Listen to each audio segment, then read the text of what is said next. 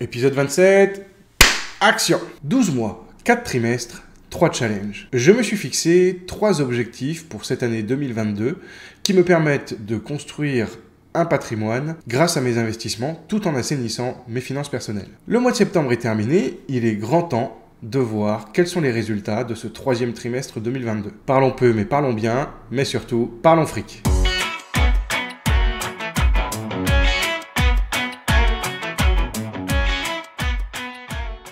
Salut, c'est Romain, bienvenue sur la chaîne où l'on parle fric, finances récréatives, investissement et crypto. Sachez avant de commencer que je ne suis pas conseiller financier. Je partage mes connaissances et mes expériences en tant qu'investisseur particulier. Ce contenu est mis gratuitement à votre disposition dans un cadre éducatif et récréatif. Avant de rentrer dans le vif du sujet, je voulais vous inviter à participer à la série de défis pour l'année prochaine. Après cet épisode, il ne restera plus que les résultats du 4e trimestre et l'année sera finie. Donc, je commence d'ores et déjà à réfléchir aux défis que je pourrais me fixer pour l'année prochaine. Si vous souhaitez participer, j'attends vos propositions en commentaire.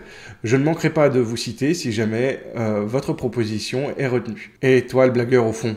Non, j'arriverai pas à atteindre les 10 millions en un an. Mais c'est gentil d'avoir proposé. Comme vous, je souhaite mettre en place un plan d'action qui me permet d'assainir mes finances personnelles tout en construisant un patrimoine. Enfin, je dis comme vous...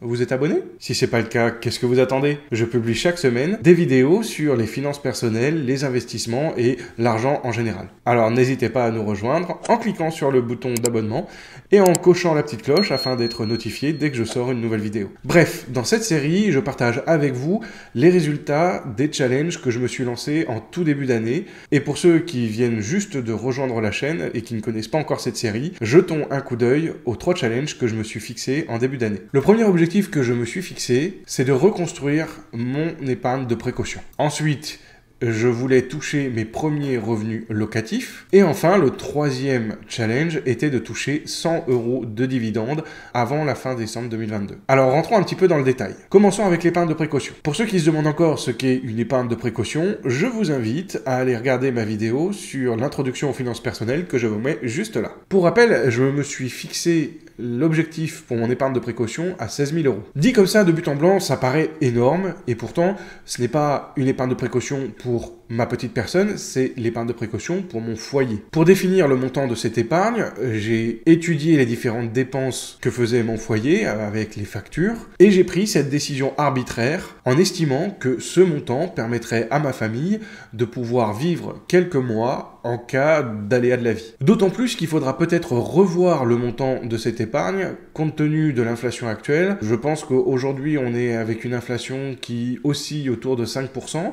5% ça paraît pas grand chose et pourtant sur ce montant ça représente tout de même 800 €. Donc pour le moment l'objectif est inchangé jusqu'à fin décembre, mais peut-être qu'il faudra que je revoie le montant nécessaire pour cette épargne de précaution. Pour rappel, voici les chiffres que j'avais montrés durant la précédente vidéo pour le 2e trimestre. Mon épargne était de 9 396 €, soit 1 300 € de plus que l'objectif linéaire que l'on voit ici en bleu. Alors qu'en est-il du 3e trimestre ? Vous n'êtes pas sans savoir que le 3e trimestre, c'est l'été. Et l'été, en général, on se lâche. Eh bien, je n'ai pas fait exception à la règle, j'ai profité. Qui dit vacances, dit dépenses.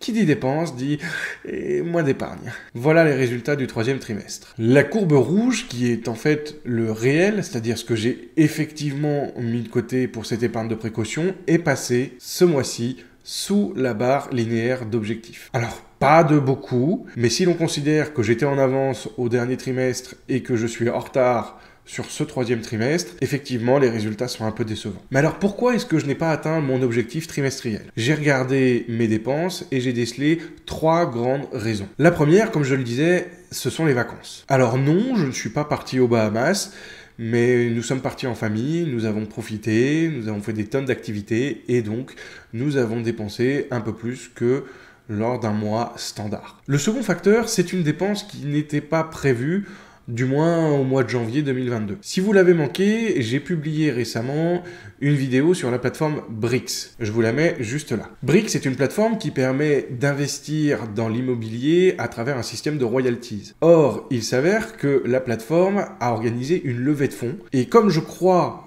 en ce modèle et que je crois en la plateforme, j'ai décidé de participer à cette levée de fonds. J'ai donc récupéré un petit peu d'argent de mon épargne de précaution pour pouvoir participer à cette levée de fonds. Le troisième facteur, il est lié intimement à mon challenge numéro 2, à savoir percevoir des revenus locatifs. Mais au lieu de vous spoiler, je propose que l'on aille directement dans cette partie du deuxième challenge et que je vous explique en détail. Parlons donc des revenus locatifs, le deuxième challenge. Le but de ce deuxième challenge, c'est de toucher des revenus locatifs à travers un investissement dans de la pierre, dans un appartement. Et comme vous vous en doutez, c'est un process qui est assez long, même si dans mon cas, j'ai eu beaucoup de chance et cela a été extrêmement rapide. Dans la vidéo du premier trimestre, je vous expliquais que j'avais signé au mois de février l'acte de propriété chez le notaire. Dans la seconde vidéo, je vous expliquais que la livraison de mon bien venait tout juste d'être effectuée au mois de juin et que j'espérais pouvoir toucher mes premiers revenus locatifs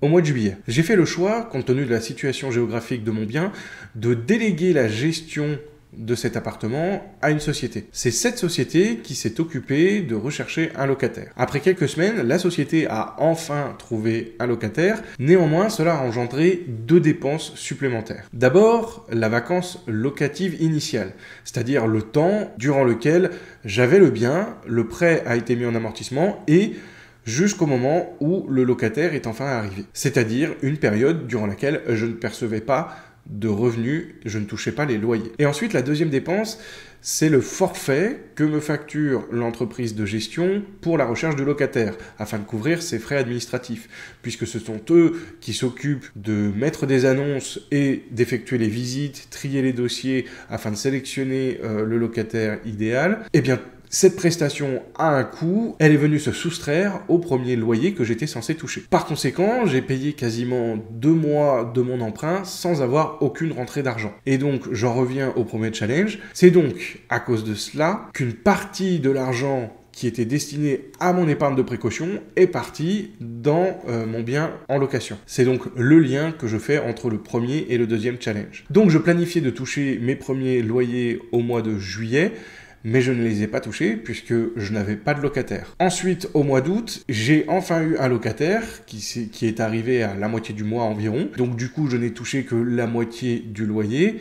Et cet argent est parti rémunérer l'agence de location. Quant au mois de septembre, j'ai effectivement touché le loyer du mois de septembre, mais là encore, une grosse partie de ce loyer est allée directement à la société de gestion pour couvrir les frais de la prestation de recherche de locataire. Effectivement, j'ai atteint l'objectif puisque j'ai touché mes premiers loyers, même si en toute franchise, sur 1 mois et demi, je n'ai pas touché grand-chose. Mais bon, tout ça était totalement prévu. J'étais conscient que les premiers loyers partirait dans la rémunération de la société de gestion et à partir du mois prochain, tout devrait rentrer dans l'ordre. Désormais, je devrais toucher la totalité des loyers dès le mois d'octobre. Troisième partie, les dividendes. Pour rappel, ce troisième et dernier challenge visait donc mon investissement sur les marchés boursiers à travers des actions à dividendes. Et je m'étais fixé comme objectif de toucher avant la fin décembre 100 € bruts de dividendes. Voici donc le rappel du deuxième trimestre. Et donc j'étais en très bonne voie puisque à la moitié de l'année, j'avais déjà rempli 75% de l'objectif en euros. Donc combien j'ai touché au cours des 3 derniers mois? J'ai touché 9,42 € au mois de juillet, 16,96 € au mois d'août, chut, les matheux dites rien, et 33,32 € au mois de septembre. Comme on pouvait s'y attendre, j'ai donc atteint mon objectif à la fin du mois d'août, puisque j'avais déjà dépassé les 100 € de dividendes. Et j'ai terminé ce troisième trimestre avec un total de 135 € et des brouettes. Du coup, c'est bien beau tout ça, mais qu'est-ce qu'on fait d'ici la fin de l'année? Puisque j'ai déjà rempli l'objectif. Quoi? 150? Challenge accepted! Remontons donc la barre pour le sport en essayant d'atteindre les 150 € d'ici la fin du mois de décembre. Ce qui, à la base, est quand même 50% de plus que mon objectif initial. Mais ça va le faire. Pour conclure, en fait, je dois bien avouer que les résultats de ce troisième trimestre sont un peu contrastés. En effet, j'ai donc validé le deuxième challenge, puisque j'ai touché une partie de mes loyers, mais pour couvrir des frais donc je les ai quand même touchés. J'ai dépassé la barre des 100 € au mois d'août. Pour le 4e trimestre, j'espère pouvoir dépasser les 150 €. Mais pour ce qui est de l'épargne de précaution, eh bien voilà, on a bien vu que j'étais en dessous de la moyenne lissée sur 12 mois, et donc du coup, je suis désormais en retard. Ça sera compliqué, je vais pas vous le cacher, j'espère que je vais y arriver, mais ça va demander de faire des efforts. À moins qu'on sonne la fin de l'abondance. Chérie, mets ton pull, je coupe le chauffage. Blague à part, on sait également que durant le 4e trimestre, il y a le mois de décembre, et au mois de décembre, je pense que vous vous doutez qu'il y aura forcément des dépenses. Donc, ce premier objectif est un vrai challenge. Pour vérifier tout cela, je vous donne donc rendez-vous au début du mois de janvier pour les résultats du 4e trimestre 2022. N'oubliez pas de me poster en commentaire vos propositions pour les objectifs 2023. Ce serait amusant de vous faire participer aussi à la vie de la chaîne et de voir quelles sont les idées que vous pourriez me soumettre. Donc n'hésitez pas, postez-moi tout ça en commentaire. Voilà, c'est terminé pour aujourd'hui. J'espère que vous avez aimé ce contenu. Si c'est le cas et que vous n'êtes pas abonné, n'hésitez pas à rejoindre la chaîne. Et pour tous les autres, je vous dis à très bientôt. Prenez soin de vous et de votre fric. Ciao!